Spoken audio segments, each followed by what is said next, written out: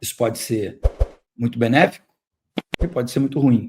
E acho que foi ruim, porque o Ryan, por exemplo, poderia ter feito uma partida melhor. O Felipe Coutinho, na minha opinião, não está nem aí se ele vai, não vai, se ele está, não está. E acho que também ele não está merecendo, não está merecendo, não fez uma partida ontem que merecesse também. Acho que é mais uma forçação aí da galera que cobre o Vasco, pelo momento do Vasco, e o momento do Vasco é espetacular, espetacular. O segundo turno do Vasco é de fato impressionante, e ontem não ganhou, na minha opinião, por esses 7 erros. Né? O primeiro deles é jogadores, e nem a culpa aí, não estou culpando a diretoria do Vasco, não estou culpando os influenciadores, né, as pessoas que divulgaram isso aí, mas é ruim, cria uma tensão, principalmente para um jovem como o Ryan, que tem apenas 19 anos, né, que tem amadurecido bastante nessa temporada, tem sido o principal jogador do Vasco na temporada, mas ontem acho que não foi aquele jogador. Acho que o primeiro erro foi esse, né? Jogadores estarem sabendo que o Ancelotti estaria lá em São Januário, até com uma posição de destaque,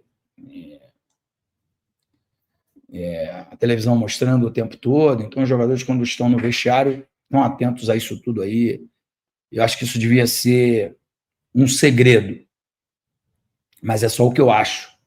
Segundo erro, na minha opinião, é o erro de finalização. Eu acho que teve muito volume de jogo e finalizou mal quando teve as oportunidades, né? Tirando essa bola do Ryan, que foi um gesto técnico perfeito, que o goleiro de São Paulo, o Rafael, nem não ia fazer nada, a bola iria entrar, ela bate na trave. Depois tem a finalização do Robert Renan, eu acho, e ele faz a defesa. Mas como o Vasco não fez o gol, então eu posso, me atrevo a dizer que houve erro de finalização, porque o próprio Andrés Gomes chegou cara a cara com o goleiro, chutou em cima, talvez a melhor opção fosse o passe, enfim, houve muitos erros de finalização. A terceira dela, ainda no primeiro tempo, só para enfatizar o primeiro tempo, foi o pênalti inexperiente cometido pelo Paulo Henrique. Inexperiente porque o Paulo Henrique já é um jogador de 28 anos, que teve, né, foi de novo hoje convocado para a seleção brasileira, mas teve uma passagem excelente na sua primeira convocação para a seleção brasileira. Então, eu acho que foi um pênalti bobo e que até poderia ter sido ignorado pelo árbitro da partida, pelo VAR, mas, enfim, se fosse ao contrário, a gente ia estar reclamando. Então, a gente tem que entender que o árbitro e o VAR estão lá para trabalhar e fizeram o trabalho deles e, por sua vez, o São Paulo, através do Lucas Moura, não desperdiçou a oportunidade, fez o gol que abriu o placar. No segundo tempo, os erros continuaram, né? Os erros de finalização, eu não estou contabilizando esses. Acho que o árbitro começou a amarrar muito o jogo, dando faltinhas e faltinhas e faltinhas, cartão aqui, cartão ali, que tiraram o Nuno e o Paulo Henrique do próximo jogo, que será também um jogo bem difícil. Esse, para mim, é o quarto erro, foi a arbitragem picar o jogo.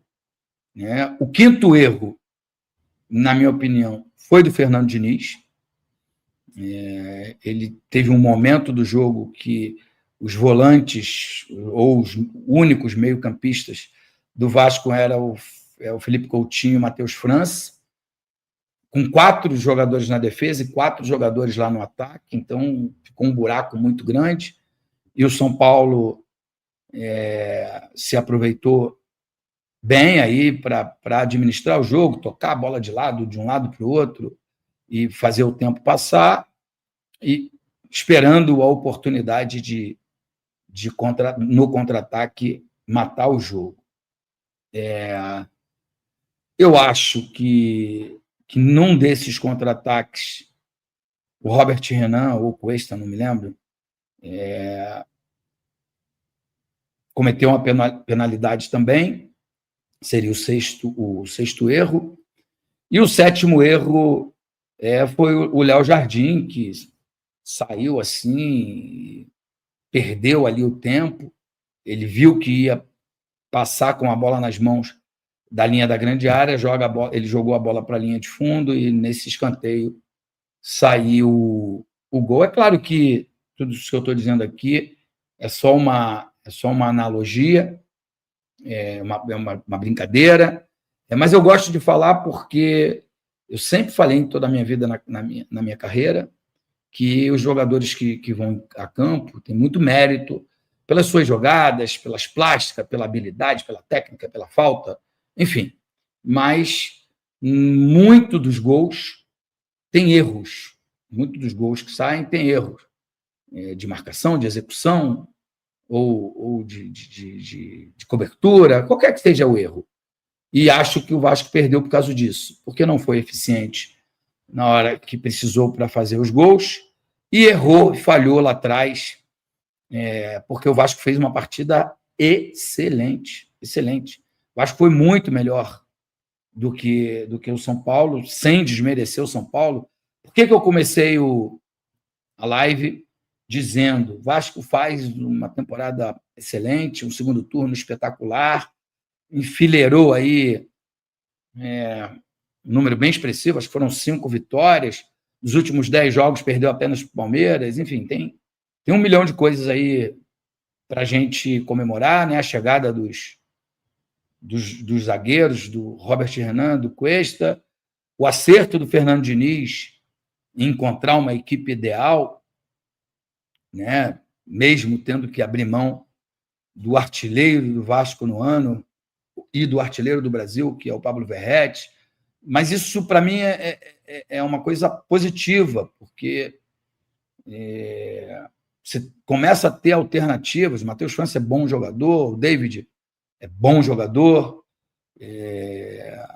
Hugo Moura é bom jogador, então você começa a ter alternativas para substituir os jogadores que vão a campo num nível parecido com os jogadores que começam a partida. Então, acho que isso aí são coisas positivas. Acho que o erro do Diniz é compreensível, porque ele foi meio que por tudo ou nada, e a gente já viu ele fazer isso aí 1 milhão de outras vezes em todos os clubes em que ele passou, né, inclusive no Clube de Regatas Vasco da Gama, só que ontem teve um efeito negativo, tanto que depois ele foi obrigado a colocar o Cocão no lugar do Felipe Coutinho, porque estava, de fato, ali o meio-campo do Vasco muito, muito aberto. Então, eu falei, né, voltar a falar desse jogo de 7 erros, porque eu entendo, acredito que se não tiver os erros, né, e olha que ontem teve uma jogada ensaiada do Vasco espetacular, né? O Felipe Coutinho bateu o escanteio, e a execução foi perfeita. Acho que foi uma jogada ensaiada. O Lucas Piton deu de calcanhar e deixou o Felipe Coutinho livre para efetuar um cruzamento, um passe que resultasse em gol. Então tem muita coisa boa nesse momento do Clube de Regatas Vasco da Gama, mas na minha opinião, ele errou nas substituições. O Vasco foi melhor o jogo inteiro.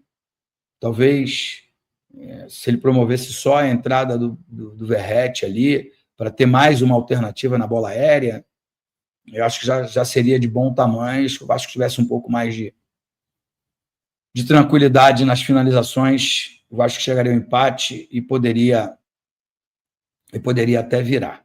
Faz parte. Do outro lado, tem um time que a gente respeita muito, um gigante, né?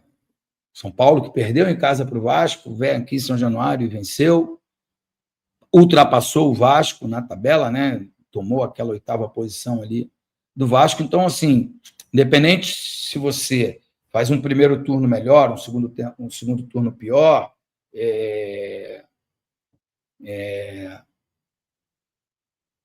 não pouco importa.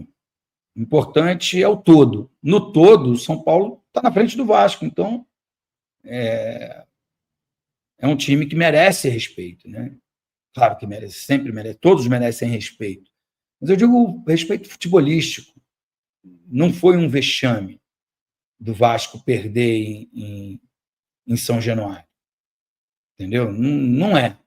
Não é um vexame o Vasco perder em São Januário para a equipe do São Paulo, devido à grandeza do São Paulo, do elenco do São Paulo, embora o São Paulo tivesse uma série de desfalques, e pelo fato do Vasco ter vencido o jogo em São Paulo, né, dava para nós, torcedores, uma sensação de que o Vasco venceria o Botafogo, e que vai vencer o Botafogo na quarta-feira, e assim sucessivamente. Para quê? Para o Vasco dar um salto ainda maior na tabela de classificação e abrir 2 frentes aí para se classificar a Libertadores de 2026. Essa derrota não vai mudar em nada nesse planejamento. Eu tenho certeza que hoje, lá no CT Moacir Barbosa, o Fernando Diniz vai chamar a atenção quando eu digo, não é brigar com ninguém, não, porque eu sei que na beira do campo ali ele é bem rude em alguns momentos, mas vai chamar a atenção para os defeitos que ocorreram, né, para as coisas boas que aconteceram também, aprimorar, e tenho certeza que vai ser um Vasco tão bom ou melhor quanto foi o de ontem. Tem algumas particularidades, que é jogar fora de casa, a grama sintética, que é sempre muito, muito difícil de você se adaptar quando você não tem o hábito de treinar e jogar nesse tipo de gramado.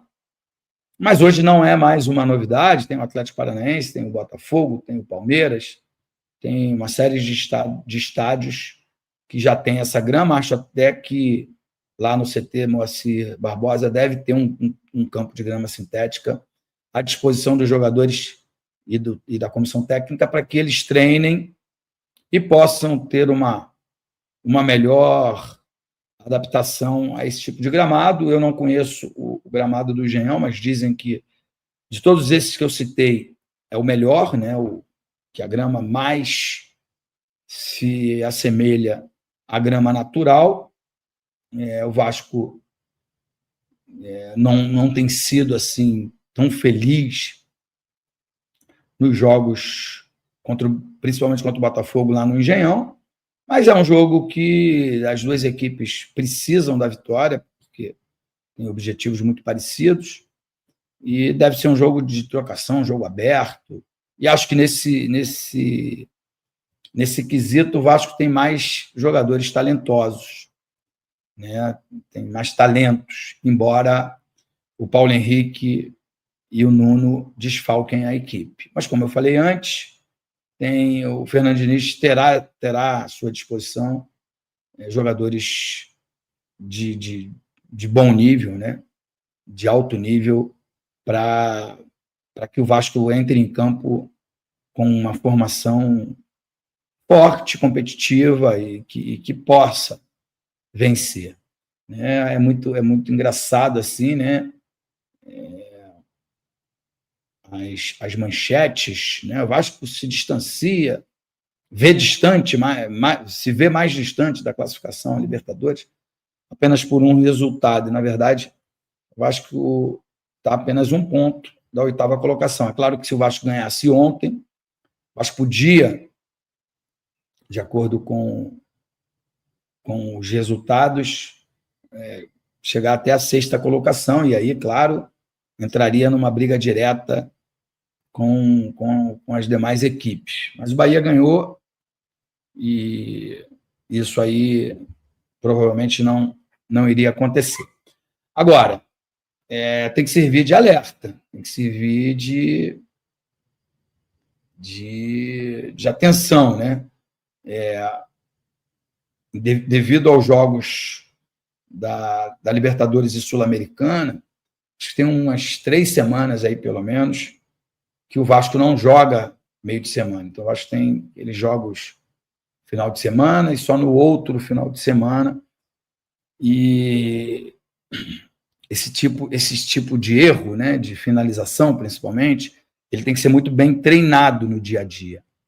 Uma vez conversando com o Mário Bittencourt, presidente do Fluminense, ele disse que na primeira passagem do Fernando Diniz, ele dispensou o Fernando Diniz porque o Fluminense tocava a bola e não chegava ao gol adversário. Então, me deixando crer que o Fernando Diniz não treina muito finalização.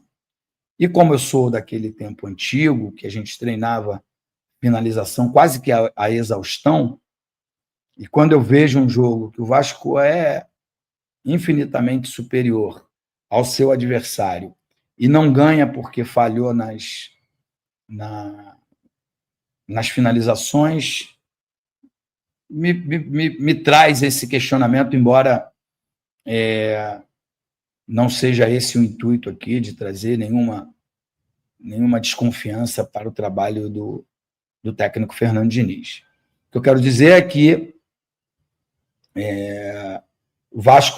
foi o Vasco quem errou ontem. Embora tenha jogado bem melhor do que a equipe do São Paulo, o Vasco perdeu porque não foi eficiente na hora de finalizar, principalmente na hora de finalizar, porque a zaga, o Robert Renan e o Cuesta, jogaram uma excelente partida, principalmente no período que eles não estavam expostos, né? Quando tinha o Barrios e o Tietê ali à frente da zaga, o comportamento deles foi quase que exemplar. E aí, num escanteio, que eu ainda não consigo ter certeza se o Arboleda ele ia conseguir cabecear e subir mais do que todo mundo na zaga e cabecear e fazer o gol. O que aconteceu de fato foi que o PH o agarrou. Esses agarrões, em outros tempos, eles eram mais comuns, né? Já aconteciam com maior frequência.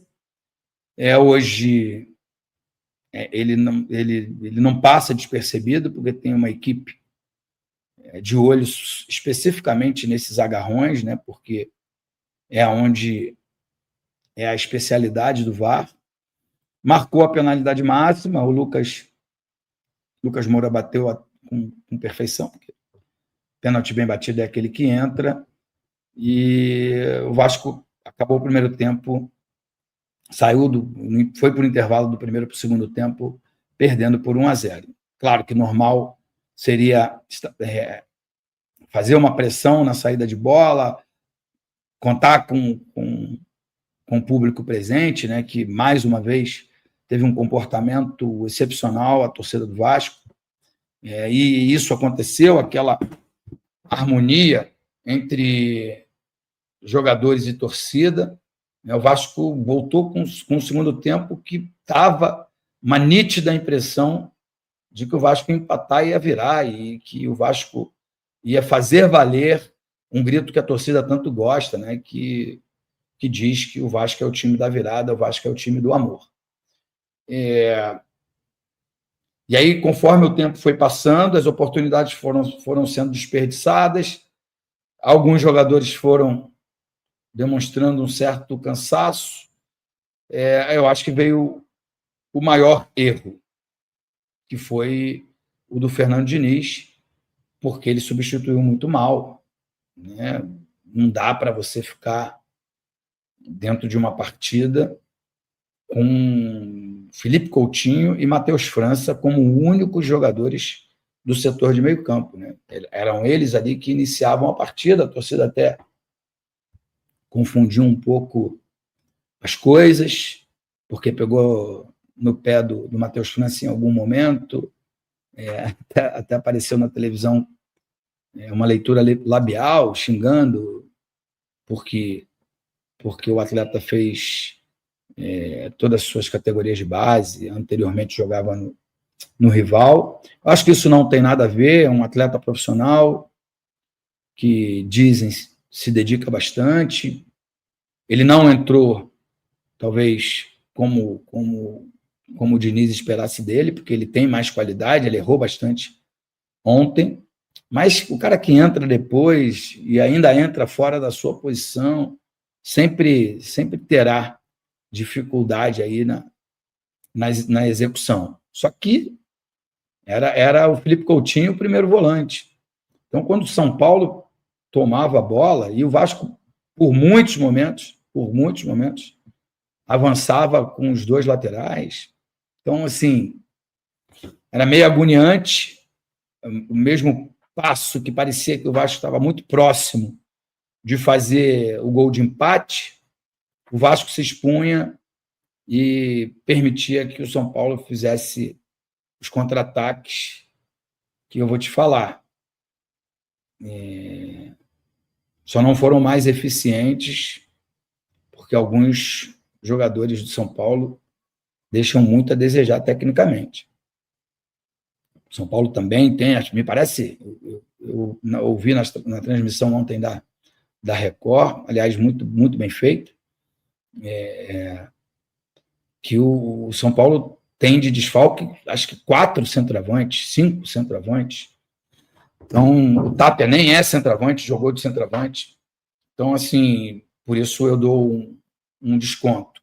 Mas se fossem os principais atacantes do São Paulo, pela fragilidade que o Vasco teve ali no sistema de meio campo, esse segundo gol que supostamente matou o jogo poderia ter saído antes. Mas, enfim, não é uma live para falar mal, é uma live para exaltar esse grande momento que vive o Clube de Regatas Vasco da Gama, dizer que esses acidentes de percurso eles acontecem, né, e que a torcida precisa estar ao lado do time ainda mais, né? Ainda mais, porque de fato ficou um pouquinho mais difícil, né?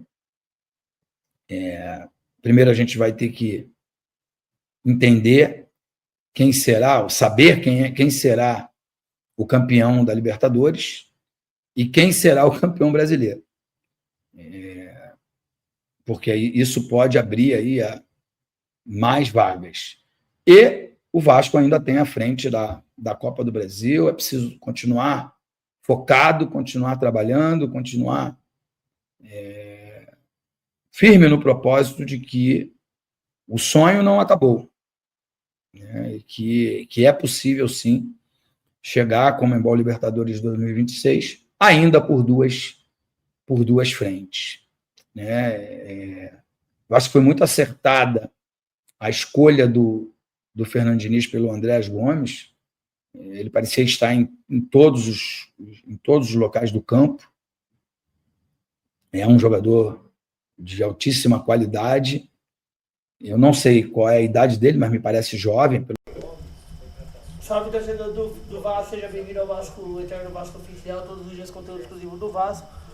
O Vasco que perdeu para o São Paulo, precisa se recuperar do brasileiro, tá indo bem com o técnico Fernando Diniz, mas não conseguiu ser efetivo em fazer os gols e isso acabou custando o jogo contra o São Paulo. Deixa sua opinião, seu comentário. Deus abençoe cada um de vocês. Muito obrigado pela audiência. Tamo junto, forte abraço e vamos Vasco!